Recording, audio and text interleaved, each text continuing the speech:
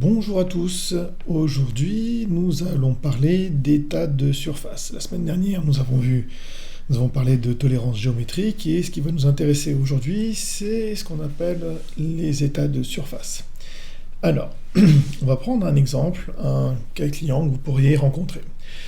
Donc là par exemple, on va prendre l'exemple d'un client qui vient vous voir avec sa voiture et suite à un freinage d'urgence, en fait, pour éviter un accident, eh bien, votre client se plaint d'une perte importante d'efficacité au niveau du freinage.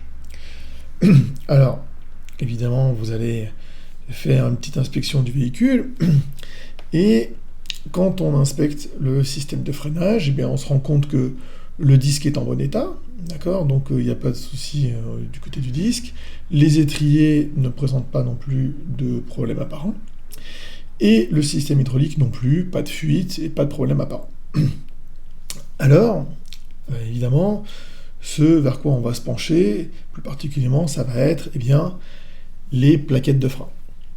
Et quand on regarde les plaquettes de frein, on se rend compte qu'elles ont un petit côté brillant, comme ça en fait, une surface très lisse, très brillante. Alors celles-là, elles sont plus craquelées, elles sont très abîmées, mais vous pouvez avoir juste un effet qui va être très très lisse et très brillant en fait sur les plaquettes de frein. On dit souvent qu'elles sont glacées. Alors, on va essayer de comprendre ce qui s'est passé. Alors, si on regarde avec des plaquettes neuves, on voit que la surface est pas du tout la même. Elle est beaucoup plus rugueuse quand on touche les plaquettes de frein. Alors,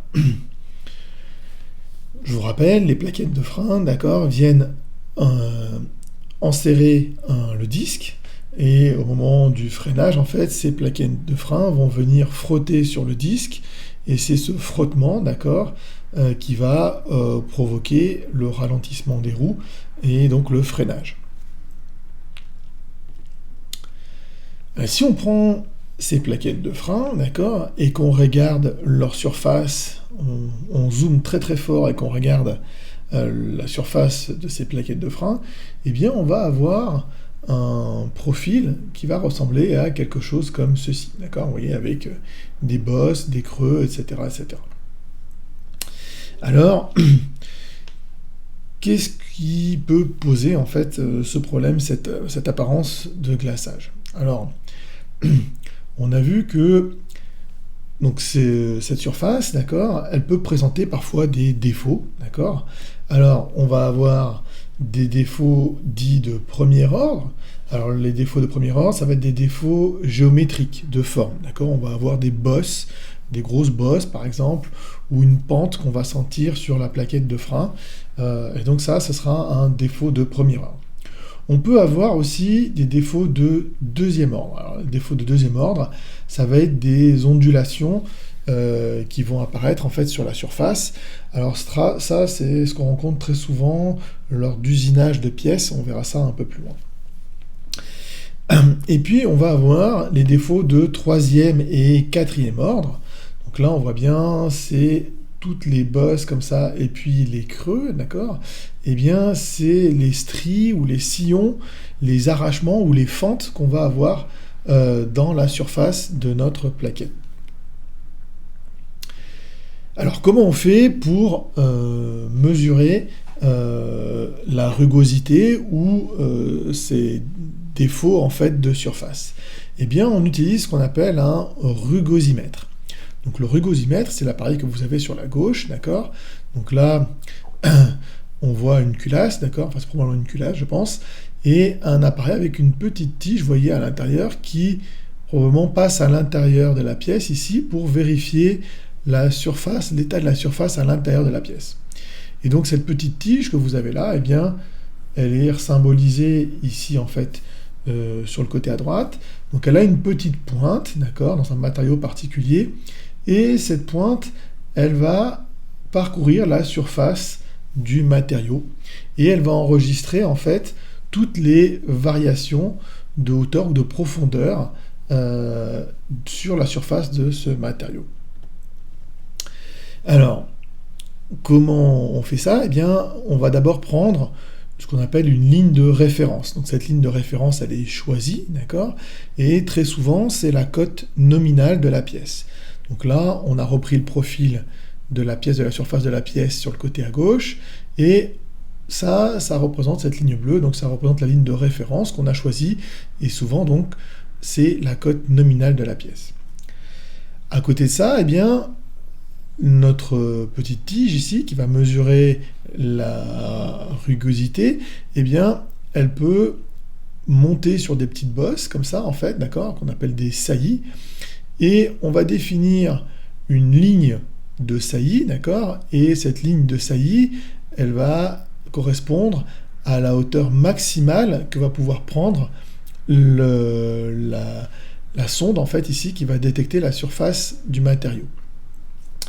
Et comme on va avoir donc des saillies, on va aussi avoir des creux, et donc on va avoir une ligne de creux maximum, d'accord, donc qui va représenter les plus gros creux qu'on va pouvoir avoir dans le matériau, d'accord. Et donc cette rugosité, eh bien, on va pouvoir définir une sorte de coefficient, d'accord, qu'on appelle l'écart moyen arithmétique du profil, noté RA, d'accord, en micromètres. Et alors comment on va calculer cette rugosité? Eh bien, on va mesurer, donc par rapport à notre ligne de référence, on va additionner toutes les hauteurs et tous les creux en valeur absolue. Donc là, on voit bien que c'est des valeurs absolues, donc on n'aura pas de valeurs négatives, on n'aura que des valeurs positives, d'accord. Donc, à chaque fois qu'on va faire une mesure de hauteur ou de creux, d'accord, eh bien, on va noter cette mesure, et à la fin, on va toutes les additionner et les diviser par le nombre de mesures qu'on aura faites. Et ça va nous donner, en fait, un coefficient, donc l'écart moyen arithmétique du profil. Et donc, cette rugosité, eh bien, cet indice, d'accord, il va nous permettre de connaître si le matériau est plus ou moins rugueux.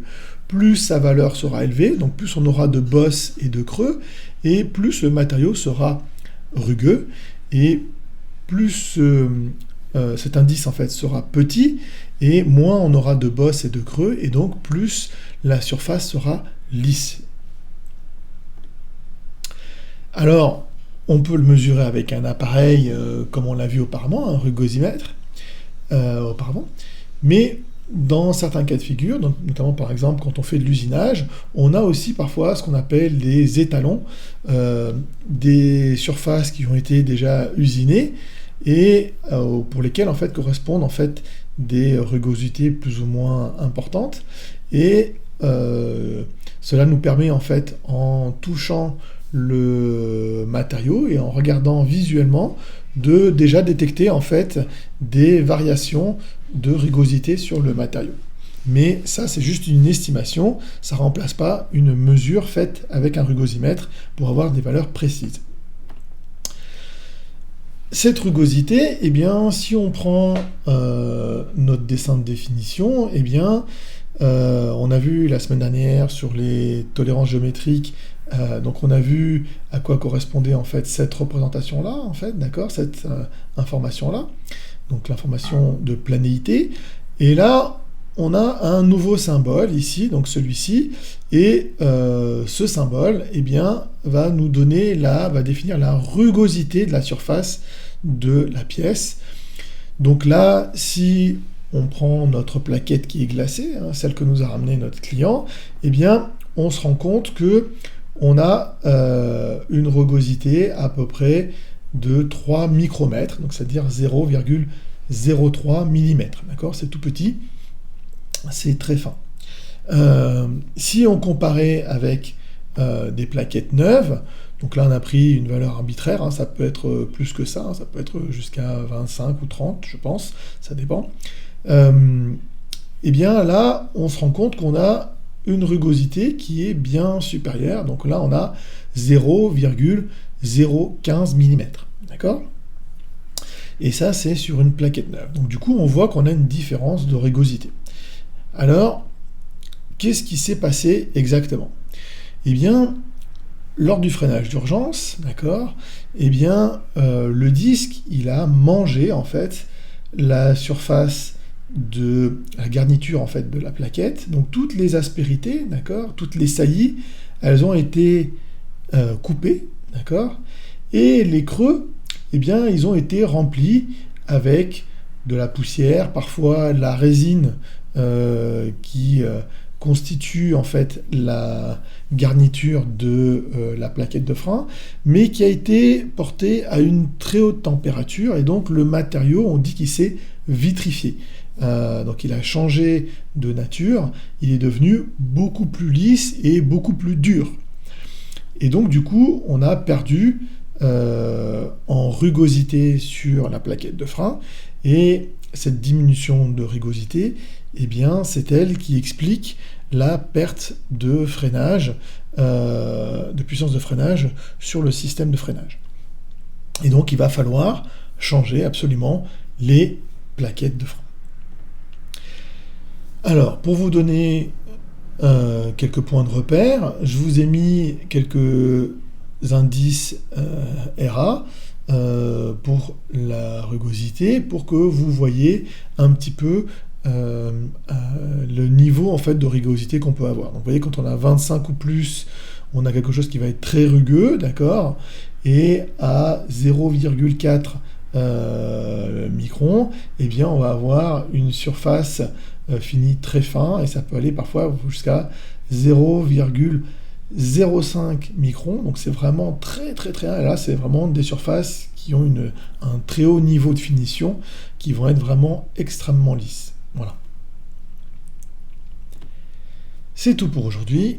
Je vous remercie de votre attention. On se retrouve la semaine prochaine.